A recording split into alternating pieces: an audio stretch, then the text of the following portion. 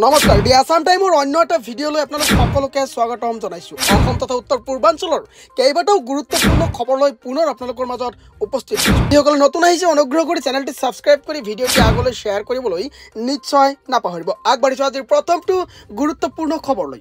আজিৰ প্ৰথমটো গুৰুত্বপূৰ্ণ খবৰ হ'ল যে আধাৰ কাৰ্ডৰ পৰা বঞ্চিত হৈ থকা লোকসকলৰ বাবে এটা ভাল খবৰ। এতিয়া 15 দিনৰ ভিতৰতে লাভ কৰিব আধাৰ কাৰ্ড।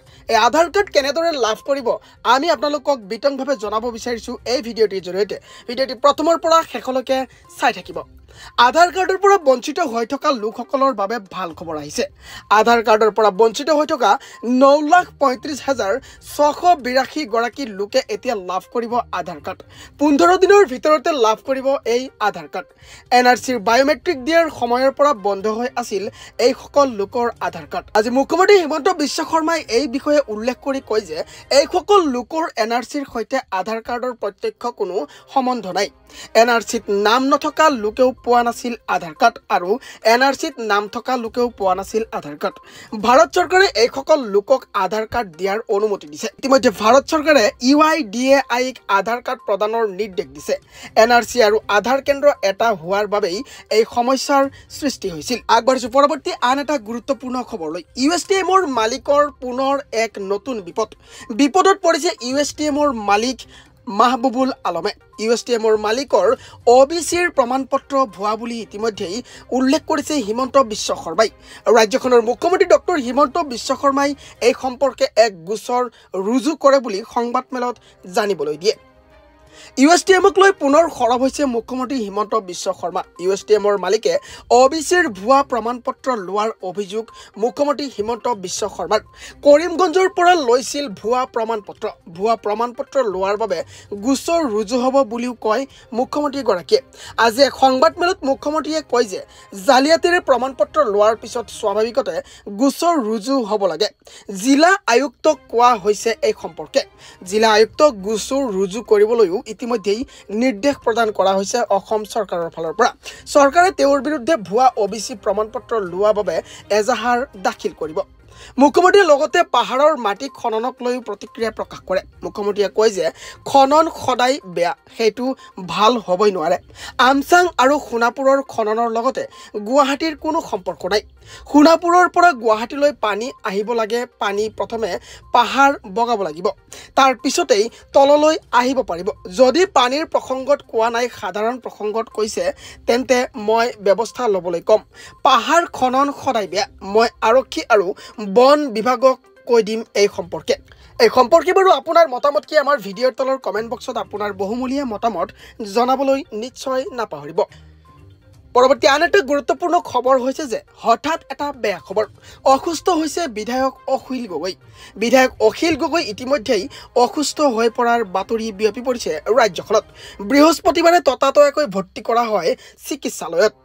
শিৱসাগৰৰ বিধায়ক অখিল গগৈ ইতিমধ্যেই অসুস্থ। বৃহস্পতিবাৰে ততাতৈয়াকৈ ভৰ্তি কৰা হ'ল অখিল গগৈক চিকিৎসালয়ত। গুৱাহাটী চিকিৎসা মহাবিদ্যালয় হস্পিটেলত ভৰ্তি কৰা হৈছে বিধায়ক অখিল গগৈক। শ্বাস প্ৰশ্বাসজনিত সমস্যাত ভুগিছে অখিল গগৈয়ে। চিকিৎসকৰ ভাষ্য অনুসৰি যথেষ্ট পৰিমাণে দুৰ্বল হৈ পৰিছে অখিল গগৈ।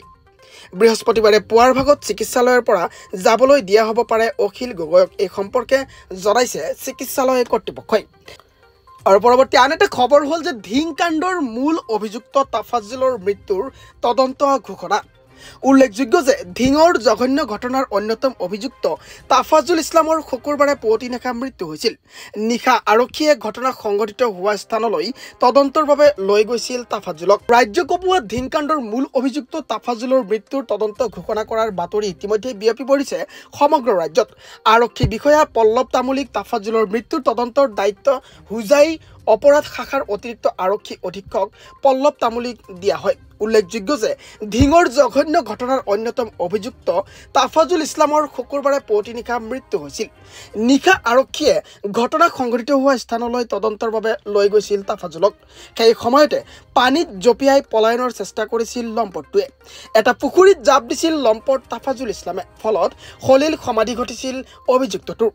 আৰক্ষীয়ে অভিযান চলাই উদ্ধাৰ কৰিছিল তাফাজুলৰ মৃত্যু। মৃতদেহ সিদিনা পুৱতি নিশা 4 বজাত আৰক্ষীয়ে জঘন্য কাণ্ডটো সংঘটিত হোৱা স্থানলৈ তদন্তৰ বাবে অভিযুক্তটোক লৈ গৈছিল সেই সময়তে আৰক্ষীৰ হাতৰ পৰা পলাবলৈ চেষ্টা কৰি সমীপৰ এটা পুখুৰীত জাপ দিছিল অভিযুক্তটোৱে 2 ঘণ্টা ধৰি উদ্ধাৰ অভিযান চলাই অৱশেষত আৰক্ষীয়ে উদ্ধাৰ কৰিছিল তাফাজুলৰ মৃতদেহ আগবঢ়াইছো পৰৱৰ্তী আন এটা গুৰুত্বপূৰ্ণ খবৰ এই খবৰটো ইউটিউবাৰ সকলৰ কাৰণে এটি ভাল খবৰ ইউটিউবাৰ সকলৰ কাৰণে আহি পৰিছে এটা ভাল খবৰ চৰকাৰী আঁচনিৰ প্ৰচাৰ কৰিলে ইউটিউবাৰে মাহে লাভ কৰিব 4 লাখৰ পৰা 8 লাখকৈ টকা কিন্তু ছ'চিয়েল মিডিয়াত আপত্তিজনক পোষ্ট দিলে পৰিব বিপদত ছ'চিয়েল মিডিয়া ইনফ্লুৱেঞ্চাৰ ইউটিউবাৰ সকলৰ কাৰণে ই এক ডাঙৰ খবৰ আসলতে যোগী আদিত্যনাথ চৰকাৰে নিজৰ জনকল্যাণ জন উপকাৰী আঁচনি আৰু সফলতাৰ তথ্য জনসাধাৰণক প্ৰদান কৰিবলৈকে এক নতুন নীতি গ্ৰহণ কৰিছে ইয়াৰ অধীনত ৰাজ্য চৰকাৰৰ আঁচনি আৰু সাফল্যৰ ভিত্তিত টুইটাৰ ফেচবুক ইনষ্টাগ্ৰাম আৰু ইউটিউবকে ধৰি বিভিন্ন ছ'চিয়েল মিডিয়া প্লেটফৰ্মত কণ্টেণ্ট ভিডিঅ' টুইট পোষ্ট আৰু ৰীল শ্বেয়াৰ কৰাটো তেওঁলোকক বিজ্ঞাপন প্ৰদান কৰি উৎসাহিত কৰিব চৰকাৰে ইয়াৰ দ্বাৰা বৃহৎ সংখ্যক যুৱক যুৱতীয়ে কৰ্মসংস্থান লাভ কৰিব বুলি চৰকাৰে আশা প্ৰকাশ কৰিছে ডিজিটেল মিডিয়া নীতিৰ অধীনত বিজ্ঞাপনৰ সুবিধা লাভ কৰিবলৈ কণ্টেণ্ট প্ৰদানকাৰীসকলক 4টা ভাগত ভাগ কৰিছে চৰকাৰে টুইটাৰ ফেচবুক ইনষ্টাগ্ৰাম আৰু ইউটিউবাৰৰ ছাবস্ক্ৰাইবাৰ আৰু ফলোৱাৰৰ ভিত্তিত শ্ৰেণী বিভাজন কৰা হৈছে ফেচবুক আৰু ইনষ্টাগ্ৰামৰ একাউণ্টধাৰী ইনফ্লুৱেঞ্চাৰ সকলৰ বাবে প্ৰতিমাহে সৰ্বাধিক 5 লাখ 4 লাখ 3 লাখ আৰু 3 লাখ টকা নিৰ্ধাৰণ কৰা হৈছে আনফালে ইউটিউবত ভিডিঅ' শৰ্টছ আৰু পডকাষ্টৰ বাবে শ্ৰেণীভিত্তিক প্ৰতিমাহে 8 লাখ 7 লাখ 6 লাখ আৰু 4 লাখ টকা নিৰ্ধাৰণ কৰা হৈছে মঙলবাৰে যোগী আদিত্যনাথৰ অধ্যক্ষতাত অনুষ্ঠিত কেবিনেট বৈঠকত উত্তৰ প্ৰদেশ ডিজিটেল মিডিয়া নীতি 2024 অনুমোদন প্ৰদান কৰে